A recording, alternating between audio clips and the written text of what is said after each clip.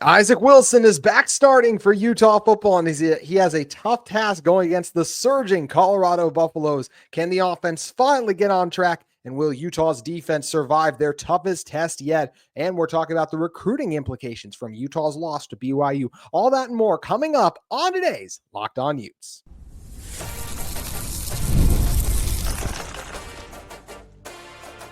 You are Locked On Utes, your daily podcast on the Utah Utes. Part of the Locked On Podcast Network, your team every day.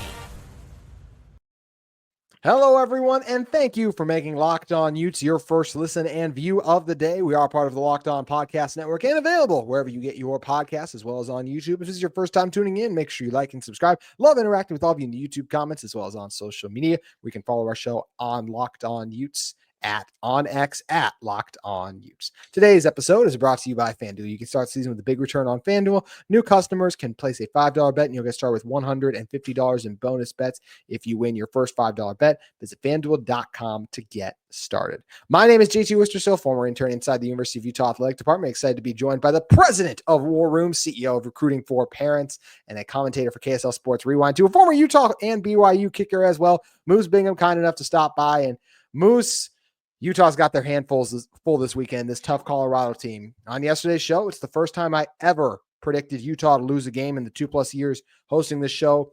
I think there's a world where Utah can shock the world, but it is not the most likely outcome. I know you've spent time with this Colorado program in the offseason. What is working for the Buffs right now, and where's your confidence level at for Utah to go in and get this big noon upset? You know what? There's a lot of good things going for this Colorado team. I'm not going to lie. You start with Travis Hunter. Travis Hunter is the man, the myth, the legend, and I think he's going to end up winning the Heisman, to be honest with you. And when you're facing a Heisman contender, there's not much you can do to stop him, and you just Heisman contenders. There's two of those on Colorado. That's where it gets even scarier, right? Yeah, it is very scary. They also have their quarterback, who's an absolute freak. And if you're like, who's their quarterback, and you've been living under a rock, Deion Sanders, the senior transfer in his 5th year, is absolutely dominating. Is it? But they also have for him. Yeah, so he's a senior transfer, and I knew he was at Jackson State first. I didn't know he was in his 5th year though. Wow. I thought he had his COVID year, but I may be wrong. But you also have, besides Travis Hunter, you have Jimmy Horn Jr. You've got Will Shepard. You've got LaJohntay Wester. If they're just sitting in 10 personnel and you've got Charlie Offerdahl right behind them, that's a good running back as well. Their O-line, they've got 3 transfers on their O-line, or 4 transfers on their O-line. The only one that's homegrown is the center. That's a sophomore. So their left tackle, Jordan Seaton, is a freshman. Their Justin Mayers, he's a guard. He's a senior transfer. Khalil Benson, he's a junior transfer. And then Tyler Brown, the right tackle, is a senior transfer. They have transfers all over this roster, and they've showed, luckily, that within a year, you can change your whole program around. And that gives me a lot of hope for Utah, to be honest with you. Yes. Makes me excited, because if you have guys that aren't bought into the culture, get out. That's totally fine. Deuce, au revoir. See you later. And if you get the guys that are bought into the culture, that can change your whole season in 1 year. It used to be you're stuck. You're screwed for the next 2 to 3 years till those freshmen become seniors. Now, Colorado just put out the blueprint and showed Utah, hey, if you're having a bad year on one side of the ball, like their defense last year that was atrocious, you can change that real quick. Because you look at their defense, they have transfers all over the place with everything that's going on. And you can see it with their left DN, Dayton Hayes, their nose tackle, their D tackle, their DN. I mean, their whole entire defense, except for their free safety, are all transfers. 10 of the 11 guys. And you're telling me we can't do that on offense and bring in some guys that want to be here? That could be a magical formula for Utah's offense next year. It's going to take about a magical formula for Utah's offense to get going against Colorado, unfortunately. Buffs, they're rolling right now. They've held their last 3 opponents under 30 points per game, and obviously this will be the worst offense they've played because it's the worst offense in the Big 12 currently. Utah's going back to Isaac Wilson. Brandon Rose is out for the season. Looking at this game for Wilson, I do think Wilson will have success moving the ball through the air at times. The problem will be, I think it'll be the same thing for Utah. I think Utah will move the ball, stall at midfield. I think one time Utah's going to put together a touchdown drive in this game. I have Utah losing this game 31-10. So I do have them getting into the end zone one time. I think Wilson throws for around 200 yards, like I said, 1 touchdown and 2 interceptions. He'll do some nice things, but he'll get sacked a couple times. And I think the Utah offensive line can hang with the Buffs defensive front, but that Buffs defensive line, coached by Warren Sapp, they are starting to play better as of late. And Wilson does have a tendency to hold on to the ball. So I'm concerned about that. I do think they'll pack the box and hold Mekhi under 100 yards rushing. And as for the outside, I'm very concerned about the pass catchers. Only Carson Ryan outside of Dorian Singer and Grant Keithy, Mekhi Bernard caught a pass last week. So that's very concerning that you only have one other pass catcher outside of Keithy who's done for the year. So I think Dorian's actually going to have a really good game against the Buffs. I think Dorian and Mekhi Bernard, the two bright spots, and the offensive line of Caleb Lomu and Spencer Fano, they've been pretty good too. So I'm expecting a big game from Dorian here. I actually think he could go for over 100 yards because I think Utah's going to consistently and constantly try and feed him the ball. I think Landon King could pop.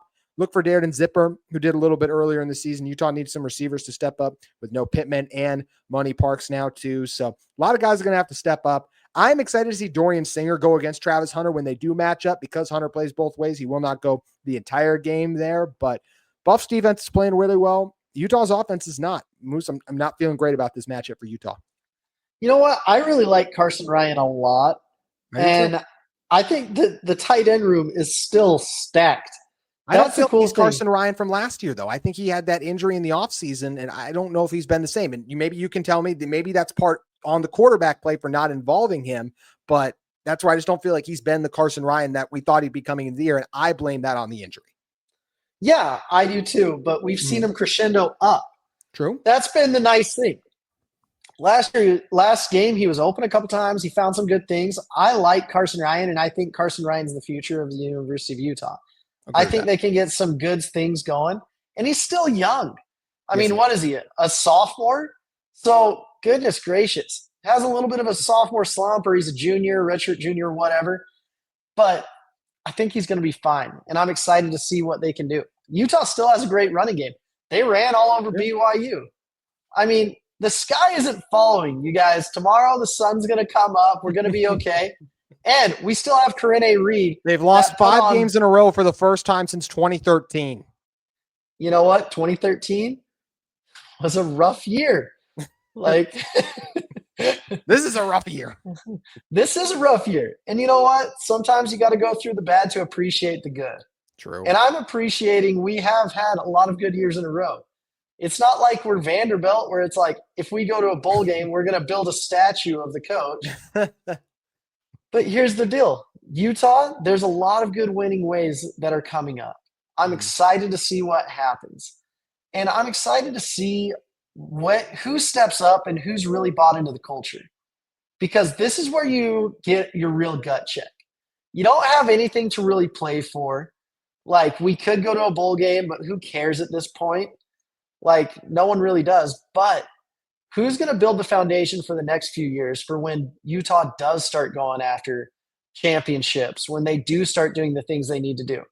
BYU last year, they were on a 4 or 5 game losing streak, and they turned it around. Can Utah do the same thing is what I want to question these players, this coaching staff. And if they can turn around, what does that look like? Who's going to be leading the charge? Who's going to be the guys that everyone rallies around is what I'm wondering right now. Well, often it's the quarterback who does that. I'm not saying that has to be Wilson, but Moose, I do just want to ask you, what do you expect from Wilson against this Buffs defense? You know what? I think it's great for Wilson to kind of take a week, step back, recharge, know that he's a good player. Wilson, everyone was excited when he signed for gosh darn good reasons. Yes. Isaac Wilson has a ton of talent. Isaac Wilson beat out Brandon Rose, who in the first half against BYU, I was amazed with. Yeah. Everyone I was sitting with, they're like, where's this guy been? Why haven't we been starting him? And I'm like, because Isaac is that good.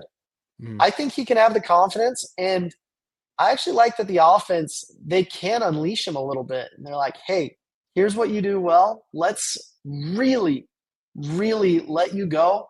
And hopefully they come out and even some 10 personnel, and they're like, just sling it. We don't even care anymore. Now's the time to kind of get back and see what's going to work. And this is where great offenses are created. Yep. It's moments like this where you got nothing to lose. Let's go out there and try to shock the world. Big noon kickoff. It's going to be a noon game. And I want to see what this Utah team does. Moose, I apologize. I was a rude host. You were going to talk about Karene Reed earlier, and I want to give you the opportunity to do that after we hear from one of our sponsors, though, real quick.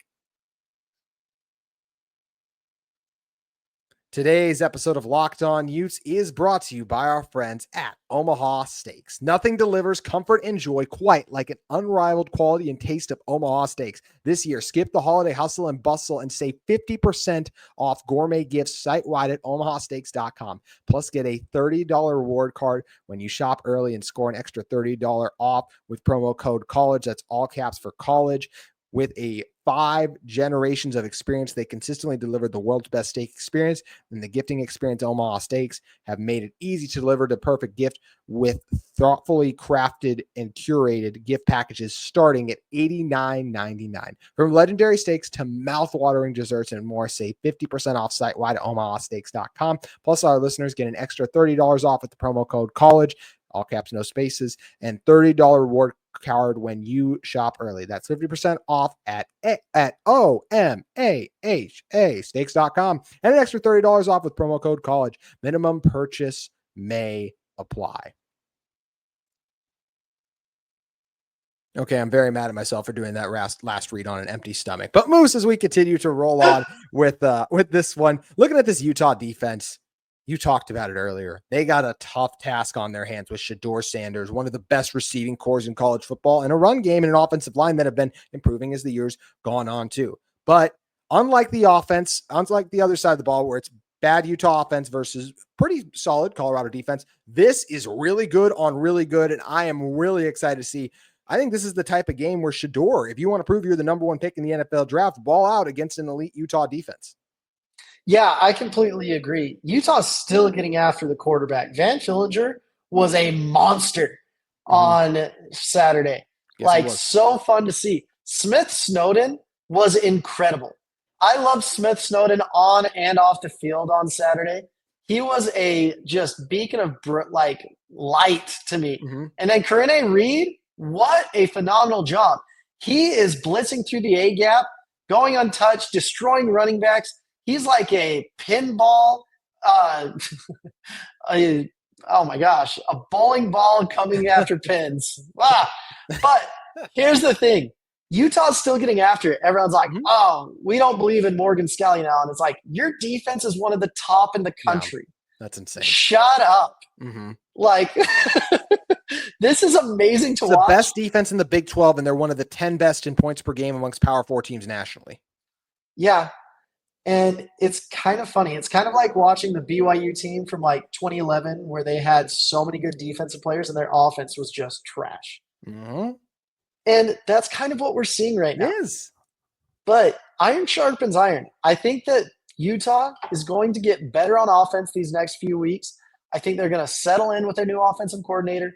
I think they're really going to be in a good situation. And here's the thing. If it doesn't work, you can get a new offensive coordinator. You can get a lot of good things. If you bring in a new OC, maybe he brings in some baggage with him. And that's always a good thing too. So I'm just excited to see what happens this offseason. But in this game, Colorado has a lot. Colorado has a lot of talent. They've got great coaches. And you really think they're built off flash, but they're really built off fire.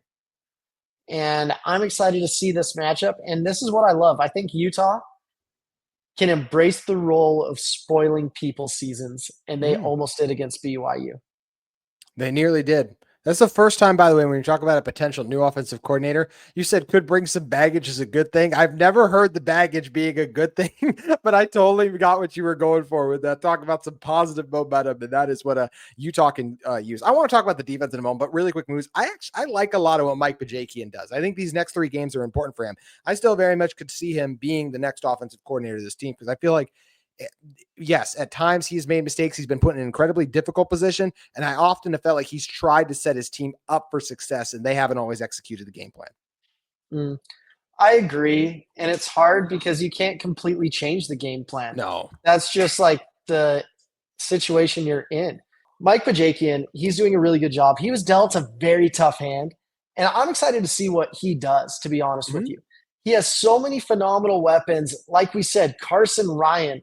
He's got a lot of guys that he can work with. Micah Pittman, Cameron Calhoun. Like, I like to see that they're developing the younger guys, and we still have a great running back in Micah Bernard. I Mhm. can't wait to see what Micah does. And I think this is going to be a surprise team because there's a lot of people that are doubting us right now. And they're especially doubting the interior of the line. Last Mhm. time the interior of the line got doubted, I mean, our O line coach is still very good. Yes, he is. Jim And Hardy. we can still run the ball. We can still play great defense. We still kick field goals with the best of them. And I'm excited to see what Utah can do. Cole Becker's been a little up and down, Moose. That's okay. We'll still love him. I Yes, believe we in will. Cole Becker. Hey, revenge game. He went to Colorado. Revenge game. Yeah. Yeah. And we were really excited to see him come in. I think Mhm. this will be a very important game for Cole. I do too. I'm excited for him. Talking on the defensive side of the ball, here's what I see Utah doing against the Buffs. I actually do. Shedeur's only been held under 250 yards once on the year. That was against Nebraska. I actually think Utah does do it again. Utah plays very well, but I do still expect Shedeur to have a really good day, like around 230 yards still. Like he's going to make throws. Utah plays a lot of man, and when you play a lot of man, you're going to give up a lot of NFL throws. Shedeur makes those better than anyone else in college football right now, in my opinion. I do think they'll hold Travis under 100. The Utah corners, Smith, Snowden, Zemiah Vaughn, whoever Travis is playing, I think they can give Travis a hard time. He'll make some plays, but still think they'll be able to stick with him. Shedeur got sacked 3 times last week. I actually think he gets sacked 4 times in this game. I totally agree with you on Van Fillinger playing well. We want to keep seeing those Corene Reed blitzes because those A-gap ones, as you mentioned, they have been devastating. And I think a year from now, I'll probably tell myself that he did get home on that final play and there was no flag on Zemiah Vaughn. And that was how Utah won. I'll rewrite that reality in my head with AI or something. Connor O'Toole also getting home. I got Lander Barton there. No picks. I think Shedeur does a good job taking care of the ball. And unfortunately, Utah isn't able to capitalize on turnovers in this one. And once again, Utah will make life hard on Colorado. This is an offense that has been flourishing throughout the season, but I think Utah's offense turns it over a couple times. Wilson has in each of the games. And that's where I think this game will still end up getting out of hand late. But I do expect Utah to make it a close game at the half because this Utah defense is still really good. There's just going to be a lot asked of them. So by the time the fourth quarter rolls around, I worry about them wearing down. Yeah, I could see that. And honestly, Utah's defensive backfield, with how good they've been, they're still so young. I mean, Teo Mm-hmm. Johnson's a sophomore. Elijah Davis is a sophomore. Smith Snowden is a sophomore. That's pretty young, to be honest with you. But they've done such a phenomenal job. So I'm excited to see what they can do because here's the deal. You only have so many Saturdays in the fall, and I love going out and watching college football. And these guys do Agreed. such a good job. And so they could be 0-10, 0-11, 0-12, and I'd still go out there, watch them because it just makes my heart sing and see these guys that have put in so much work, so many good things. And it's been hard. I mean, honestly, we've had a lot of injuries. And Yes, again, the injury bug is they got to figure something out with that. I mean, hire a Skylar 3 Maine or quarterbacks. something. They've lost 3 quarterbacks this season. It's insane. Yeah, 3 quarterbacks, a tight end. I mean, a partridge in a pear tree at this point. But That was good. they're doing really good with everything that's going on between you and me. And sometimes it's just not your year. Yeah. I've been at Utah when it's like that. When you get into a new conference, when you're getting used to the different playing styles, and this is kind of surprised Utah, to be honest with you. It's not the high flying Pac-12. It's really get down and dirty and let's run the ball. Mm-hmm. And I don't know if Utah's bodies were ready for it, but I think Doug Ellisai is one of the best strength coaches in the country. And I think by next year at this time, everyone's going to be so mad, so ticked, and Utah is going to pull a situation where I bet they're going to be at the top of the Big 12 next year.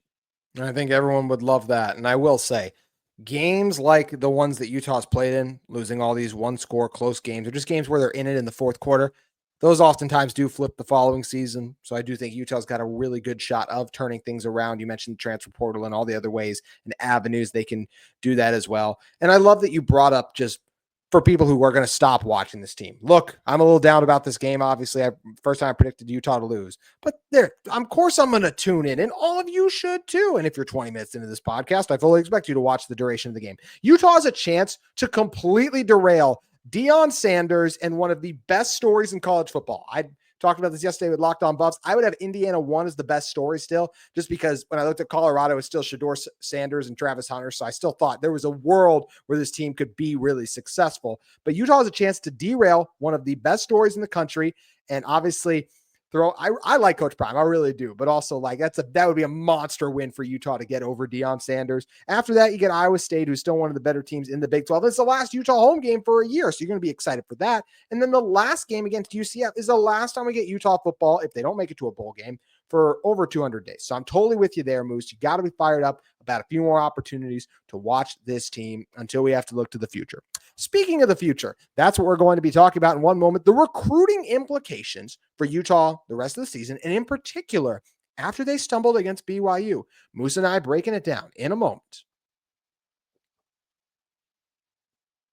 But first, today's episode of Locked On Utes is brought to you by our fantastic friends at FanDuel. Get ready to take on the NFL action with FanDuel, America's #1 sportsbook, because right now new customers can bet $5 and get $150 in bonus bets if you win. The FanDuel Sportsbook app gives you everything you need to place live bets on the NFL all in one place. So when you get a hunch in the middle of the game, you can check out the latest stats, view live play-by-play, and so much more on the same page where you place your bets. Just visit FanDuel.com to join today. You'll get started with $150 in bonus bets if you win your first $5 bet. That's FanDuel.com. You can never waste a hunch and make every moment more with FanDuel, an official sportsbook partner of the NFL.